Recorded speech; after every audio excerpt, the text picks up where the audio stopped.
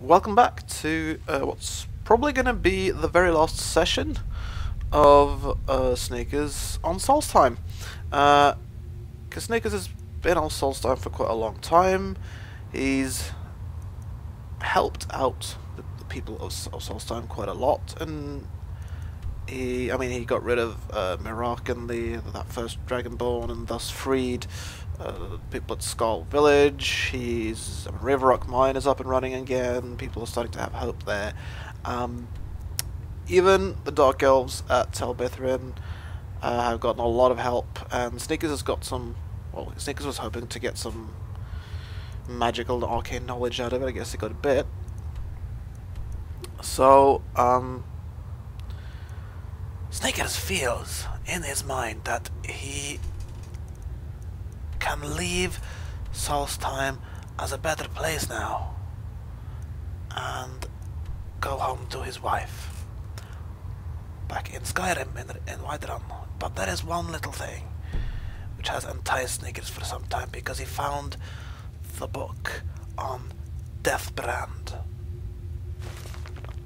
a pirate's tale, which is the tale of Haknir Deathbrand and the burying of his pirate treasure. And Sneakers found a treasure map and found 4 pieces of the armor of Haknir Deathbrand, but only now, here at Gyldenhul Barrow, does he hope to find what he's really after, which is not the armor of some long-dead pirate, but his treasure trove, which supposedly he watches over in death. And Sneakers has gone in through a dungeon. He essentially used an ancient stone pickaxe to open a secret doorway here by mining away all the Stalrim that was blocking the entrance. And now there is this door, this iron door, which is locked in front of Sneakers. But Sneakers found, along with all the Deathbrand armor, he found a key, and it opens to the barrow. Sneakers readies his invisibility spells. Goes, ooh, ooh, oh, well, would you look at all that gold lying around, piles and piles of it. This must be it. Is there anybody here? Las Yanir. No signs of any auras, dead or alive. Sneakers found it, Sneakers found it, Sneakers found the treasure trove. Oh, that got... Oh. Oops. That's funny. Sneakers can't see any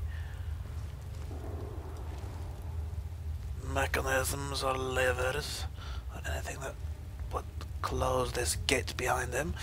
It simply happened when he started touching the gold. Well. Sneakers always suspected that his penchant for grabbing piles of gold from ancient Nordic tombs would sooner or later get him into trouble. But they can't go back, so it seems the only way possible then is ahead. And well, let us be scientific about this. Let us test out the theory.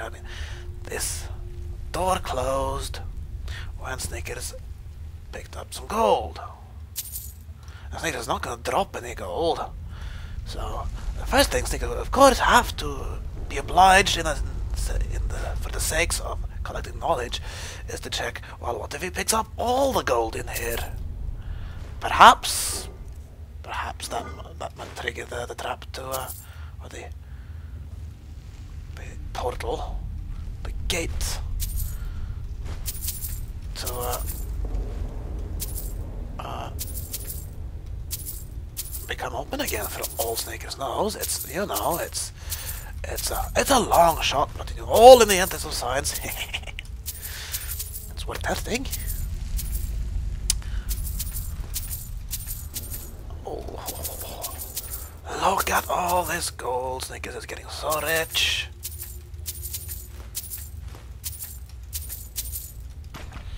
Oh yeah, and the occasional high-level powerful potion of healing or extra magicka.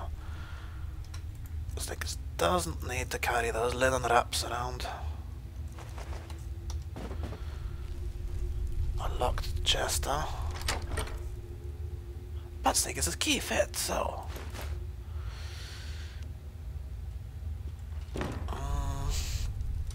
well, it's valuable. Those soul gems, Snickers doesn't really need them though. And this key also was easy enough to simply open.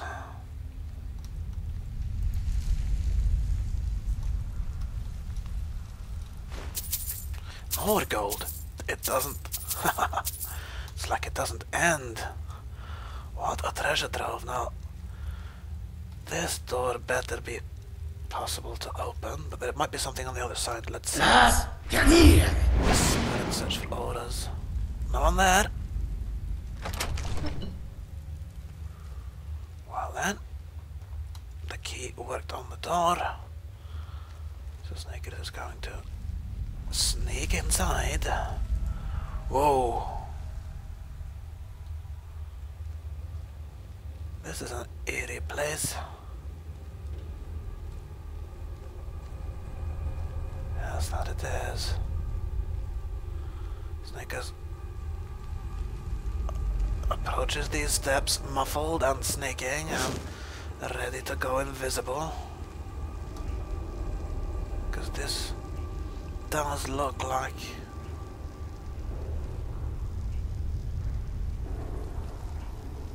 the tomb or a crypt. And there is a skeleton. Oh, that is the corpse of the great pirate Takdir Deathbrand. With more gold.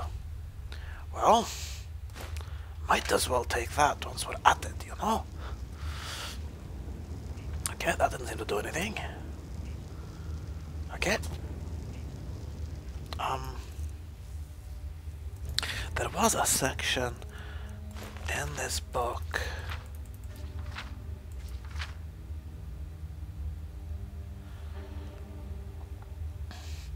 Haknir apparently cursed his armor and his weapons.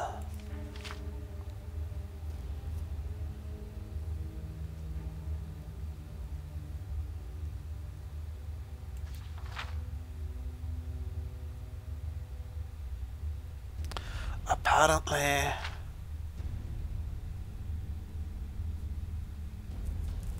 one of Haknir's crew members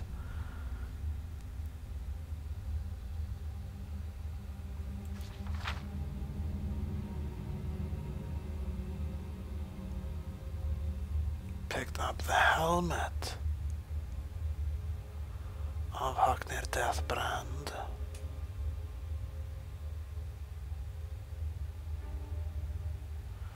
and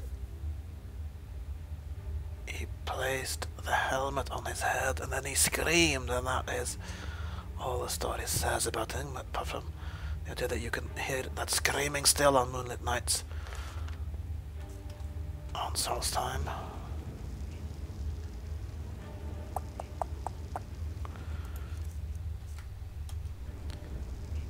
Better save first, and Snickers might just want to put on that Deathbrand helm.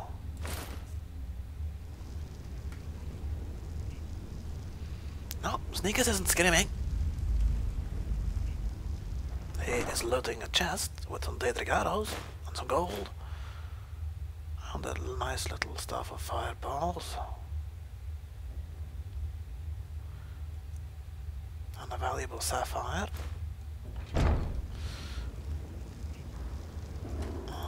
Well, maybe... what about...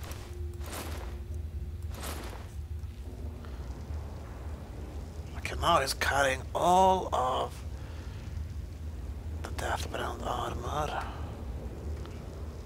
He's still not screaming.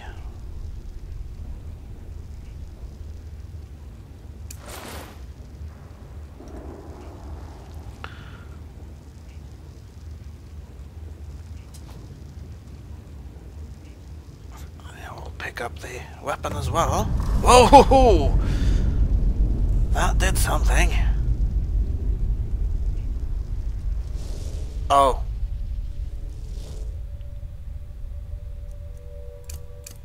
Something's rising over there.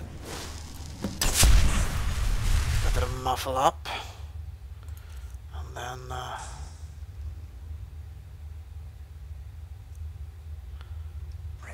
that would be him, wouldn't it? What would be Deathbrand? Snickers is gonna... Snickers just changed to his close combat heavy armor.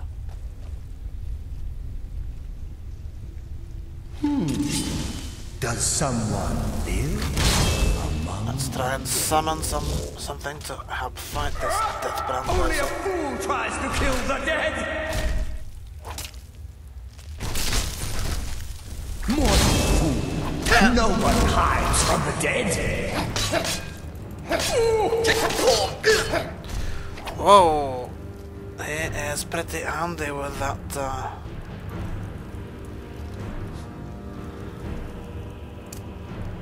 those two swords he's carrying.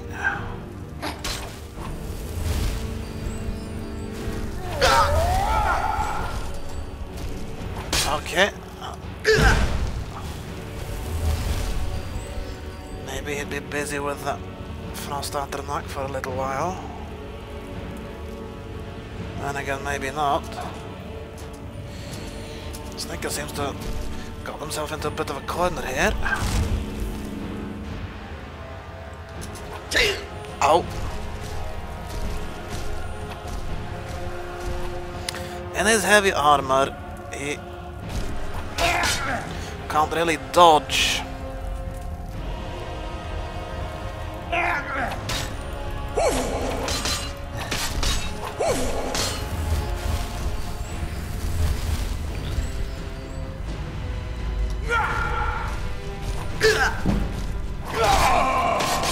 He can, of course, try to use double and dual wielding himself, but he's not really an expert at that.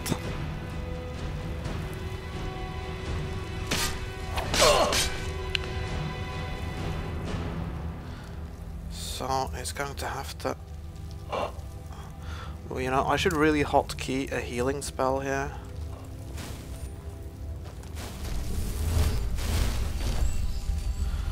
Also, you know, to be quite frank, well, that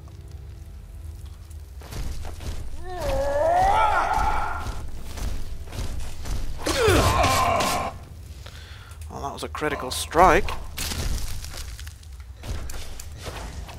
And that right there was the end of Snickers' Frost Atronach. He'd better do something now. Pull off some trick. He's gonna simply take a couple potions, I think.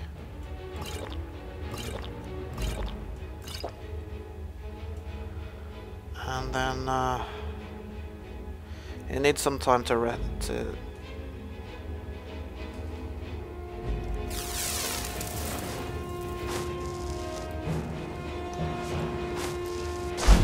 I still sense your presence, living fool. Perhaps you do, but you do not know exactly what that presence is. And so Snickers gets gains a little bit of a respite.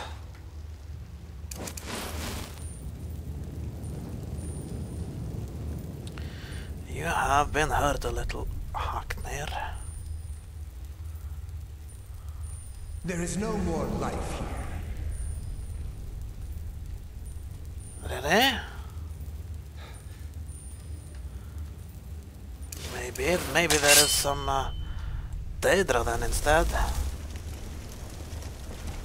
Death comes for you.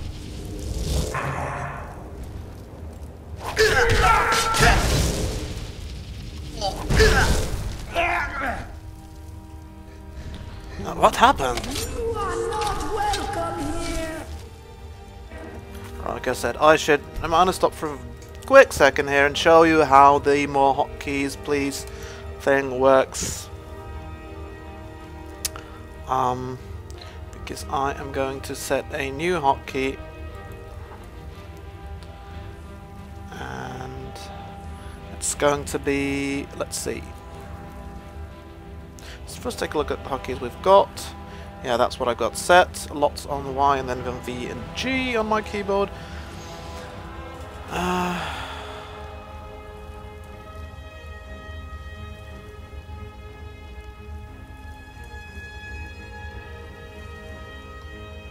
I'm gonna set this to be a new hotkey, and it's going to be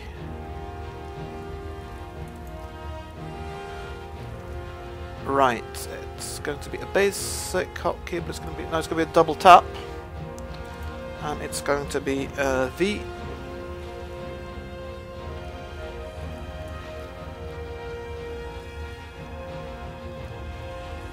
Actually, no, I'm going to make that G. I'll make it V. And what I want to hotkey next is a spell.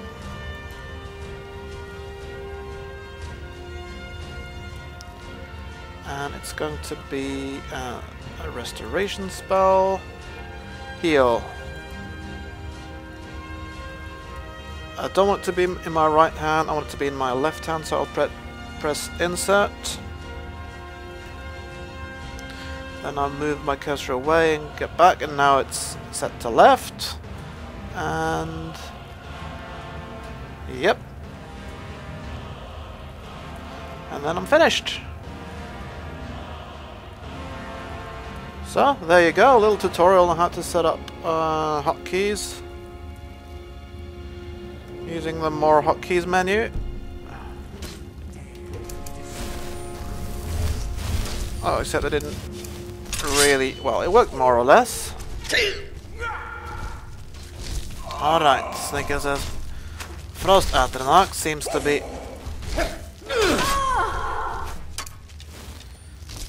dealing fairly well with this crew member.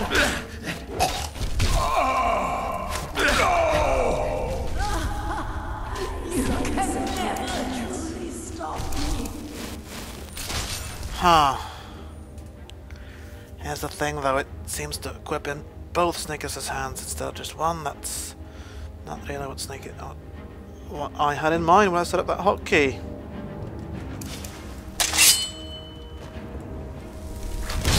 Well, it works, I suppose. It's the first little quirk I've had with left and right and...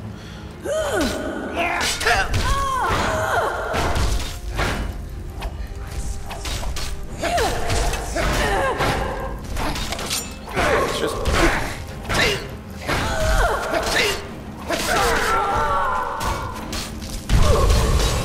These crew members seem a little tougher than the ones... And they keep coming! Oh, this time it worked perfectly. We just got... Because I was stupid and didn't cast my spell correctly right there, but...